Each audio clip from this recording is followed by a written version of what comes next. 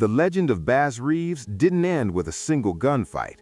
It was a symphony of courage played out over 3 decades. Imagine the sheer mental fortitude required to ride into the heart of the land of the six-shooter every single morning, knowing that every man you encountered likely wanted you dead. Bass didn't just survive, he commanded respect in a world that was designed to deny him his humanity. One of the most fascinating aspects of his story was his encounter with Belle Starr, the queen of the outlaws. Belle was a sharp-witted, piano-playing cattle rustler who led a gang of desperate men. Most lawmen were terrified of her, not just because she was a crack shot, but because she had the political connections to ruin a man's career. But Bass Reeves wasn't most lawmen. When he rode onto her ranch to serve a warrant for one of her associates, he didn't come with a small army. He rode in alone. Belle, impressed by his sheer audacity and his reputation for being fairer than a church deacon, actually ordered her men to stand down.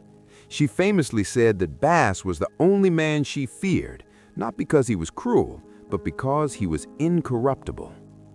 As the years pressed on, the toll of the trail began to show on his face, but never in his stride. He had arrested 3,000 people, a number so high it sounds like folklore, yet the court records at Fort Smith verify every single name.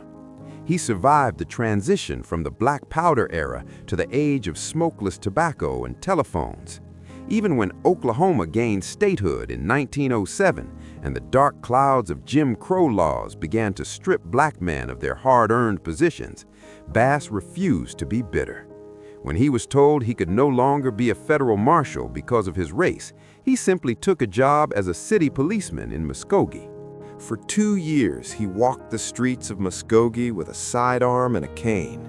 He was an old man by then, his hair and mustache as white as the cotton fields of his youth.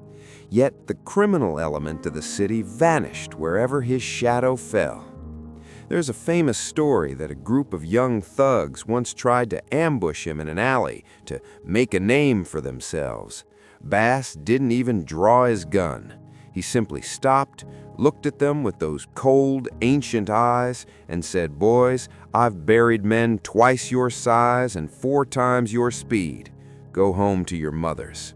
They ran without looking back. Bass Reeves passed away on January 12, 1910. At his funeral, the crowd was a tapestry of the Old West. White marshals, black farmers, and Native American chiefs stood side by side in the mud. They weren't just mourning a man, they were mourning the end of an era.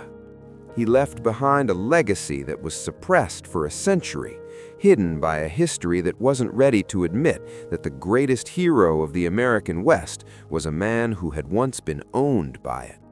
But truth, like Bass himself, is a persistent tracker. Today he stands as a titan, a man of iron will who proved that justice doesn't have a color, it only has a heartbeat.